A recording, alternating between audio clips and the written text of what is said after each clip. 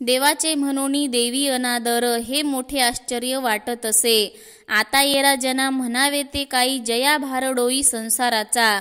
त्यजुनी संसार अभिमान सांडा, जुलूम हा मोठा दिसत असे. तुका म्हणे अळस करुणिया साहे, बळे कैसे पाहे वाया जातो. देवाच्या भक्तीचे ढोंग करणाऱ्या माणसांबद्दल मला खूप आश्चर्य वाटते. अशा ढोंगी भक्तांची अवस्था तर प्रापंचिक मनुष्याला परमार्थासाठी सवडच मिळत नाही.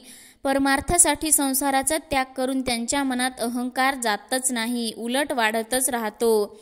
तुकाराम महाराज म्हणतात की जगामध्ये असे काही लोक आहेत की परमार्थही व्यवस्थित करत नाहीत.